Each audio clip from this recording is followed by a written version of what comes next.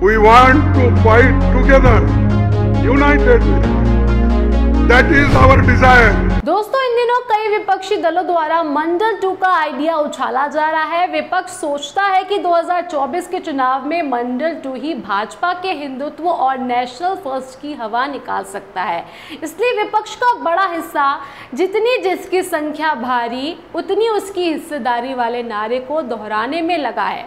नमस्कार, मैं हूं आपके साथ साम परवीन और आप देख रहे हैं जनता की आवाज। दोस्तों, 2019 लोकसभा चुनाव में नरेंद्र मोदी के नेतृत्व वाले एनडीए को करीब 45% वोट मिले। बाकी 55% वोट समेत कांग्रेस समेत अन्य दलों को मिले थे और अब 2024 में बीजेपी को सत्ता में आने से रोकने के लिए इसी 55% वोट को एकजुट करने की बात हो रही है।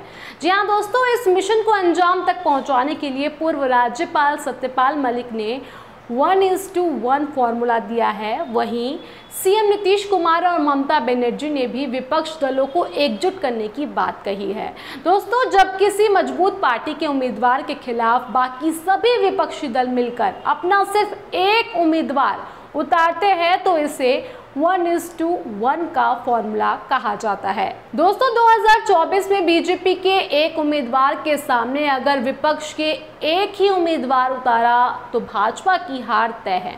1989 के दौरान बीपी सिंह के समर्थन में और 1970 में इंदिरा गांधी के विरोध में यही फॉर्मूला काम आया था। बस दोस्तों, इसी फॉर्मूले के जरिए 2024 में बीजेपी को सत्ता में आने से रोका जा सकता है।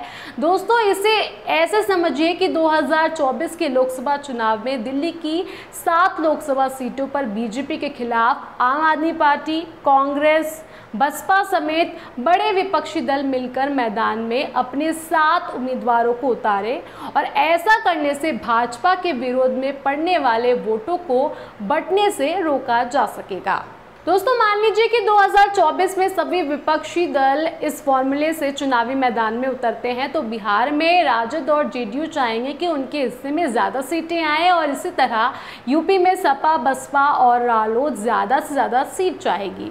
इससे विपक्षी दलों की एकता खतरे में पड़ सकती है। अगर सीटों को लेकर तालमेल भी बन जाए तो लड़ाई पीएम पद को लेकर शुरू होगी। अगर गठबंधन में शामिल सभी बड़े दलों के नेता खुद को प्रधानमंत्री पद के दौर में शामिल कर लेते हैं तो ऐसे में यह तय होना बेहद मुश्किल होगा कि चुनाव के बाद प्रधानमंत्री कौन बनेगा। दोस्तों, अगर सीट और प्रधानमंत्री पद पर बात बन भी जाए तो सरकार में हिस्सेदारी को लेकर टकराव होना तय है।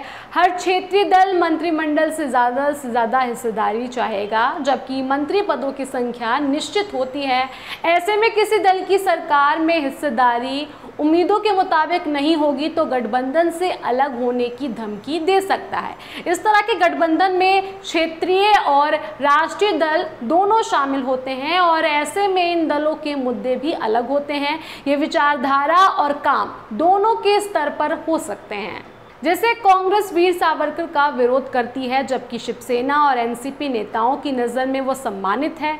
इससे टकराव की स्थिति पैदा हो सकती है। वहीं 3 तलाक कानून, जम्मू कश्मीर से अनुच्छेद 370 को खत्म करने और कॉमन सिविल कोड पर शिवसेना बीजेपी का समर्थन करती है। वहीं कांग्रेस का स्टैंड अलग है जिसकी वजह से पार्टियों में मतभेद हो सकते हैं। दोस्तों, विपक्ष का 1:1 का फॉर्मूला कितना कारगर साबित होगा ये तो आने वाला वक्त ही बताएगा।